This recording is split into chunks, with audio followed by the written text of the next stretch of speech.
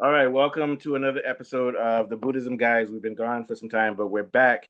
And today we're going to talk about Tonglen meditation, specifically the type of Tonglen meditation that Pima Chodron talks about.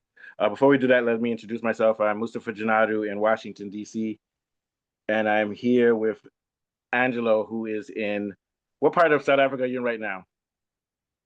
I'm in Gauteng, He's in Gauteng right still now. in Yeah. Gauteng. Yes, it's in Gauteng. So Yes. yeah, so we're here today. We're gonna look at the concept of Tonglen.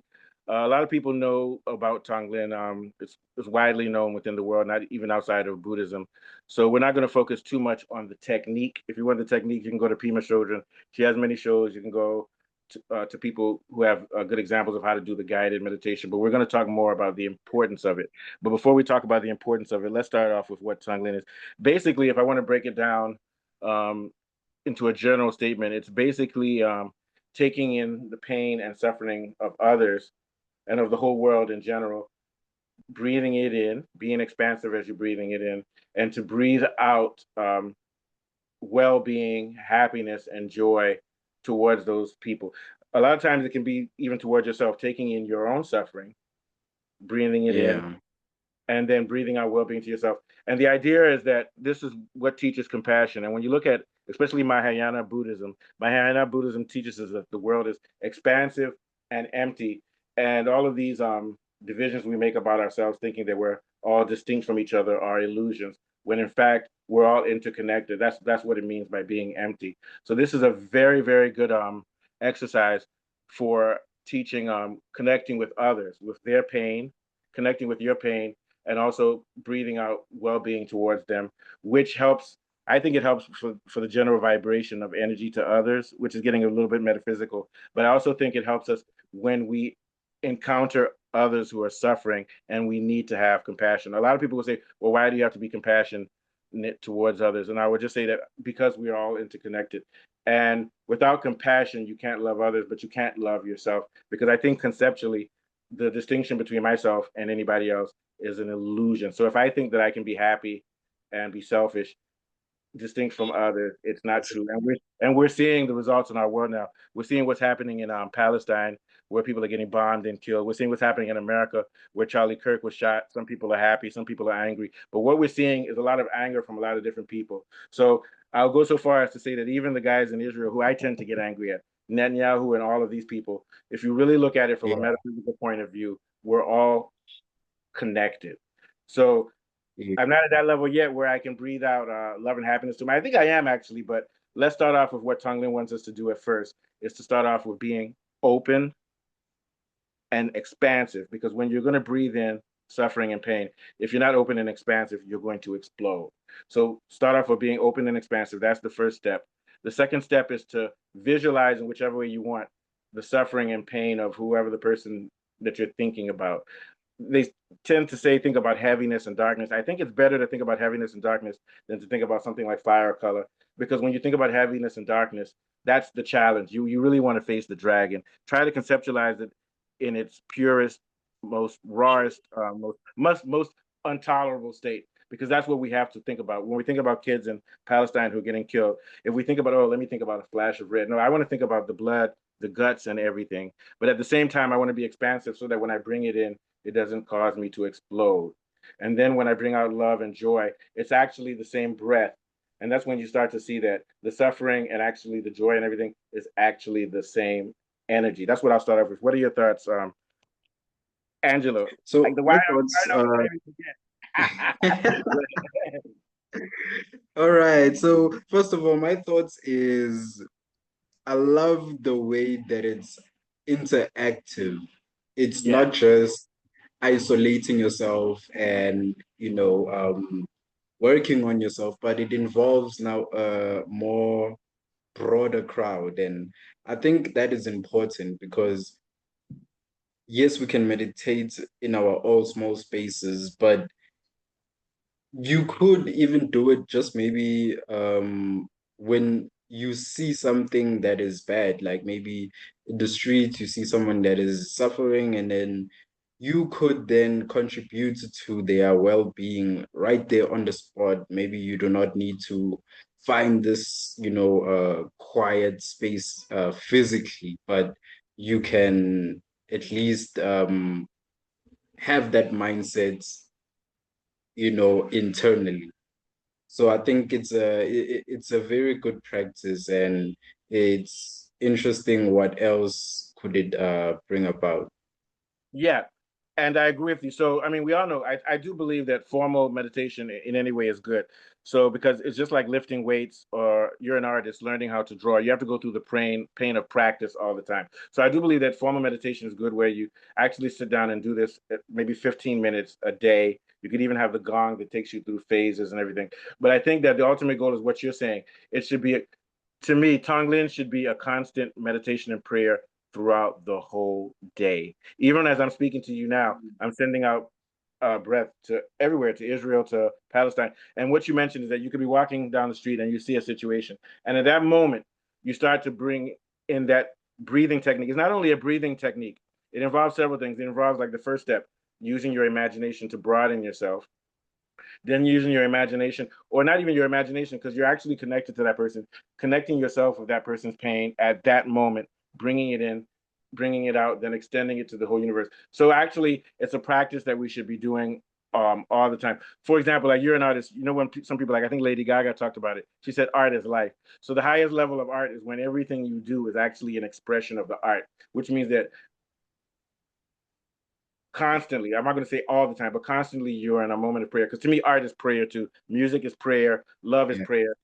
All of these things are prayer. So even though it has formal definitely. elements, the idea is the formal elements is just a training, but it's supposed to teach you the habit of compassion, and specifically here, bringing in pain, not running away from pain, and breathing out Yeah. joy. Something could even happen to you. This is something could happen to me. Maybe they tell me, "Hey, Moose, you lost your job." You know, as I'm driving home, I'm going to breathe. I'm going to take in my own pain. I'm serious. I'm going to take in my own pain.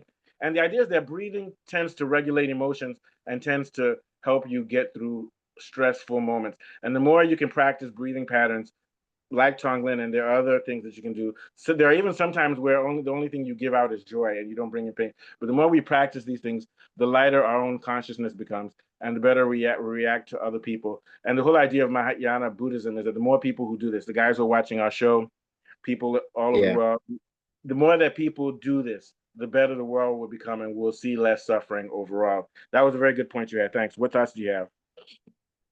Another thought that I have is I love that you get involved in this transformation, that you, first of all, you breathe, which is physical, and Yeah, then you visualize, which is more of a psychological event, and yeah. then you then breathe out again, which is physical. So I think that transformation from, the physical, taking it internally, and then putting it out there in a different form of vibration, which is this time joy and happiness and relief.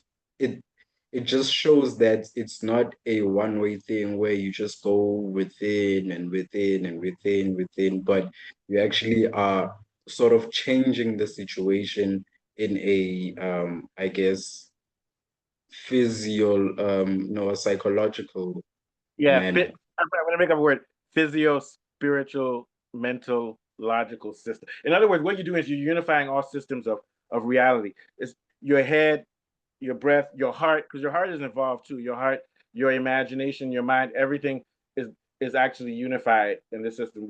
Whereas a lot of times, if your psychologist tells you, "Okay, I want you to forgive I want you to let go the anger towards your enemy," that's purely intellectual. But Yeah. when you're breathing, it now becomes a visceral spiritual thing. But what you're breathing about is a mental. Breathing itself is physical, but it's now in link with your mind. And there are other things that come Yeah. into play. There's so many, because I think there's three parts of reality. You have the mind, then you have the physical body, but also I'm calling it the heart, not the physical heart, but then it's sort of like the heart or the soul. So there are various parts of us, but with this type of meditation, it brings everything together. Then it becomes a continuum. And one of the things they say is that when you breathe in, try to be as expansive as you are. So once you're breathing in the pain, as Mm. if you are expansive, the pain will never get stuck in your body. It's still moving because there's a cycle of air. So you're not holding on to the pain. You're just letting it come into you. And then when you reach that moment at which it reverses and you're breathing out, you're bringing out joy. But if you notice, it's almost like fire. Fire can go through different energy can go through different states. It can go from fire to gas. What you're doing is you're taking negative energy. It's only negative because of the way we perceive it, but it's actually the same energy that you're now giving out positively. So to me, I would call that alchemy. What do you think? Yeah, it's like alchemy.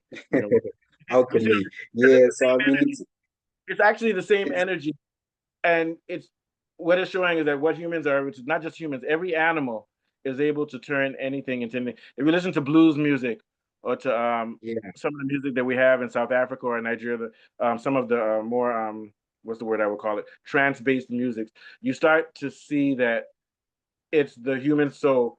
It can take pain and suffering and turn it into joy, or even if it doesn't turn it into joy, it can turn it into meaning. So to me, that's a form of alchemy because you can turn something negative into something positive. And a lot of times, positive things can turn into negative things. If you say, "Oh, let me just think about good things all the time," even that becomes boring and leads to stress, which is why we see a lot of problems with substance abuse or with sex and things. Because once you try to keep energy in one form, it becomes static and it becomes too solid. What are your thoughts? I know I'm I going off on. mean, it takes me back to a thought that my auntie used to tell me back when we were kids, is that when you start off laughing, you're gonna end off crying, and when Right. you start off crying, you're gonna end off laughing.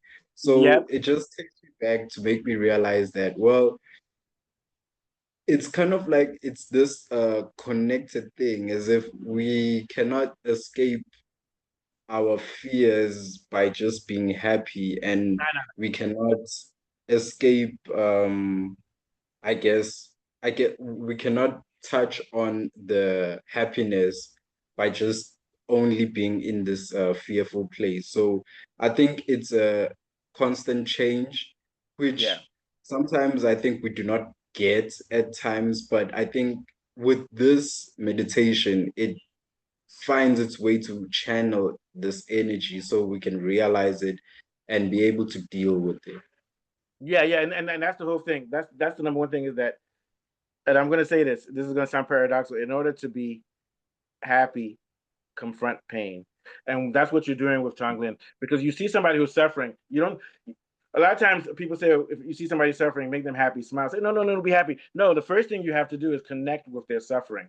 You have to face it. And I tried that Tonglen. The first time I did it, my heart started beating, and I felt pain in my heart. And then I realized, okay, um, keep breathing. Then as I started breathing, because the oxygen starts to relieve the pain, and then also expanding myself so that it became less painful. And then I also noticed that as I was breathing out joy, it didn't feel like it was over exaggerated joy. It was more like a relaxation. And this is the whole thing about any type, most systems, whether it's Buddhism or yoga or even other systems around the world. It's all about breathing, and breathing regulates everything. But as you were mentioning before, there's a connection that we can bring in with breathing with our emotions, taking in things out and then giving them out. I wonder if they have one where you can bring in somebody else's joy to take your own anger out, but I haven't seen that one yet. That'll be like a reverse. I'm gonna do Well, some research. honestly, Huh? honestly, I think that it could manifest. I Yeah. like to believe that if it works one way, then it should work You the know what I other think? way. You know what that works for me, especially when I listen to jazz music.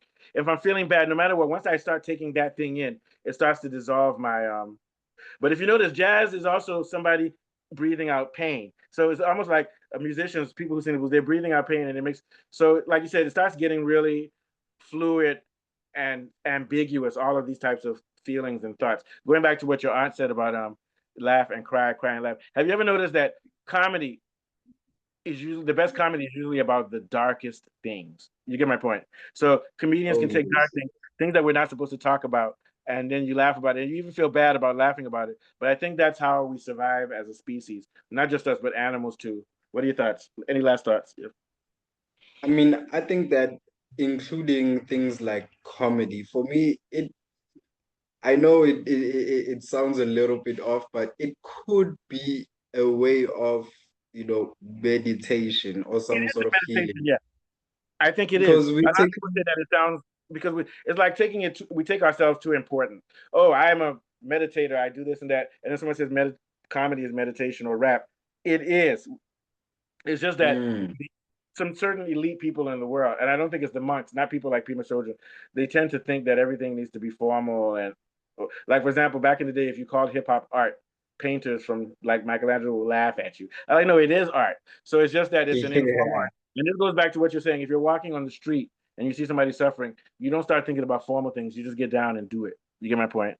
Yes. I So, mean, so it would take you such a long time just to get back home or even to that safe environment where you feel like you can yeah, now finally fully express yourself. So doing it on the spot at that same moment would change, I think, a lot. And I always have this, I'm sure maybe also in your city you can relate, where you just see homelessness and you see people yeah. that are in poverty or struggling with some, daily life things, and you cannot help but just picture their pain and what they are going through.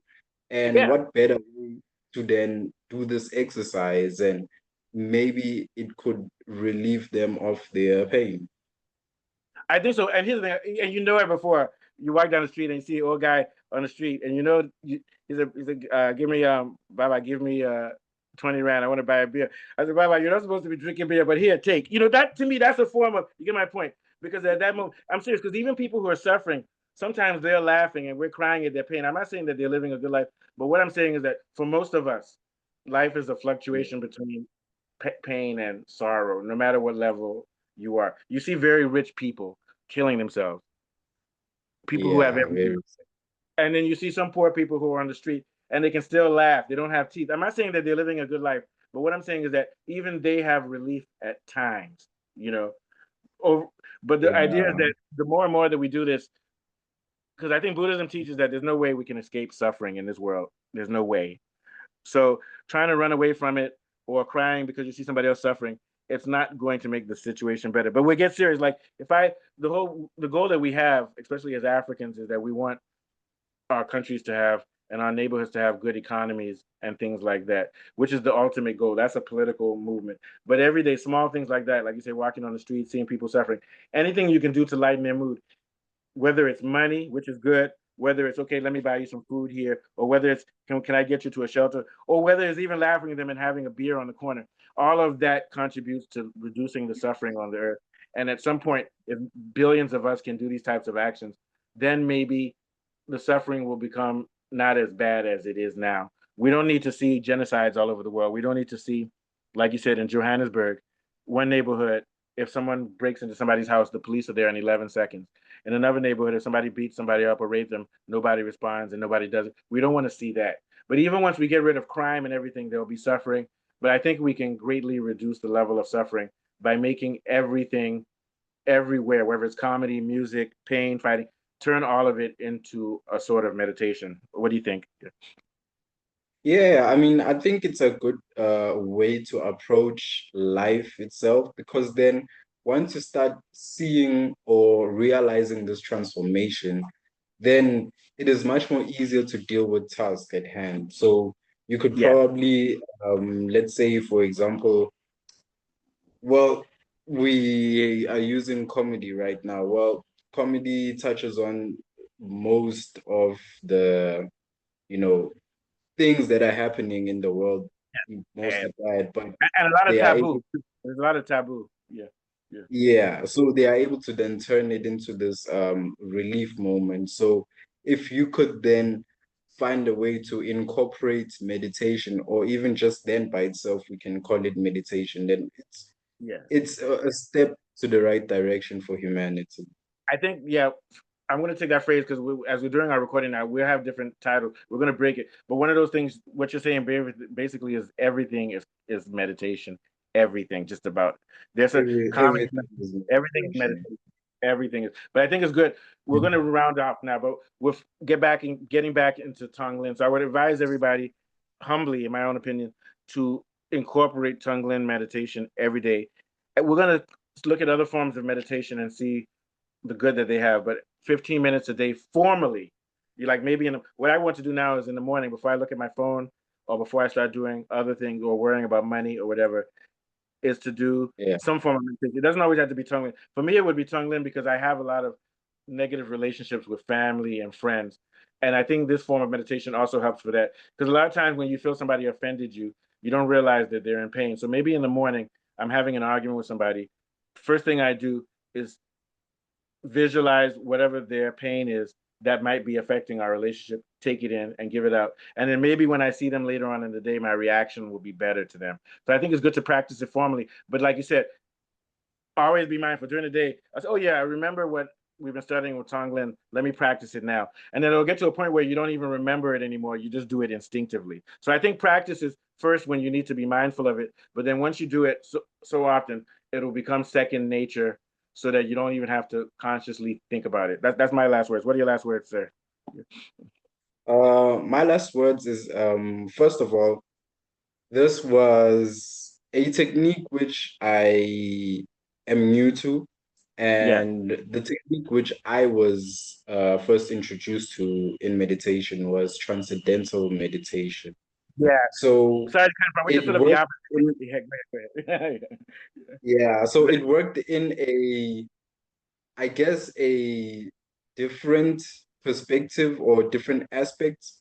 So seeing or being introduced to something which works in a I guess an instant activity or using something that is at the moment right now, tapping into a moment. It reminds me of something like telepathy or something, telepathy actually, sorry. Because you need to connect with somebody else's mind and pain. Yeah.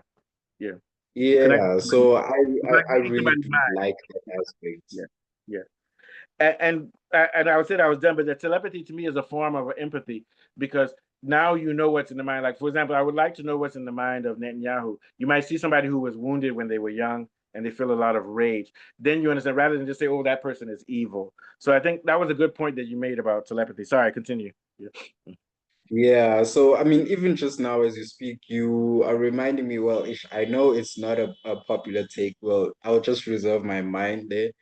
Yeah. I think that even if we can go to some of the most brutal people in the world and we ask ourselves, well, they were definitely not born this way. So what could have caused them? So maybe even just trying to, visualize that and taking it in and transforming it and putting it a positive energy, it could try to maybe fix the problems that they are going through, or at least for your understanding, know that I have tried. So I Yeah, think that is a good I way. agree absolutely. And see, a lot of people don't want to hear that. Like, if you say now, okay, Hitler and or anybody, Hitler, Pope. I don't want to just start talking about Hitler or Netanyahu. Let's talk about people all over the world. Maybe Mugabe, maybe all these leaders. They've done things. A lot of people say no, they you can't love these people. It makes you evil too. No, we have to realize that there's a cause and effect for everything. This is a Buddhist principle, but it's also a principle from Congo or within Ubuntu. Anything there's a cause and effect for everything, and the solution to this is spiritual, and it always involves love. So like now, when you're thinking about those negative people, even if it doesn't change their life, what it's doing is it's changing you, and you may come into contact with people who could become like them, but because you were in their life, they won't. Same thing like with my mom and my dad. They loved me. I have narcissistic tendencies. I have maniac tendencies. Maybe if it wasn't for my mom and dad, if they had been beating me, or I had grown up in an environment in which people were beating me up, or in which I had to be tough, you might be hearing about me in the newspaper doing something bad. I'm being serious. You get my point. So what you're saying is valid. The people that we call monsters, we don't know what they um what they went through. And it's been shown so much. You could take somebody from a peaceful country like I know that in Nigeria, we don't have like a lot of problems that they have in America with drug dealing and violence and stuff. But once Nigerians move here and their children are born here, they start doing that same behavior that you see here because of the environment. You get my point. You understand what I'm saying? So the environment is very important. If you grow up in a harsh environment in which there's a lot of violence, then you too Oh, will become sorry, violent. Ish, my network, Oh, it's my cutting. Yeah. network is a Yeah. So the bit, point I was making is that yeah, I'll end now. The point you made is valid. people that we call monsters, we don't know what they're going through. So this form of Tonglen is almost telepathic, in which you force yourself to imagine what they've gone through and all of the suffering, so you can conceptualize it, so that you can understand it, and so you can stop judging them and judging other people who may agree of what they agree, because this type of judgment is what causes the violence to continue growing. So the idea is to So, understand people. Yeah, you see what I'm saying. But anyway, yeah, we'll head out. Yeah, I think your thing is crack. Is your connection is bad. I'll have you take us out. Take us out, young man. yeah, So you yeah, just but sign us out. Tell something to our listeners, and we're out of here. Yeah. I mean, I would just like to also say, thank you for the opportunity, Well, for allowing me to share my thoughts with you. And I would just love the people to know that, with the small efforts and thoughts that you can put out there could make a difference. And we would change the world just by a thought, just by a single positive thought. It could rapidly change the world. okay. Thank That's you very what much. I I agree with that. And we'll love to everybody. Love everyone. So I'll see you again, Angela, probably in 2 weeks or so. Have a good one. Okay. thank you very much.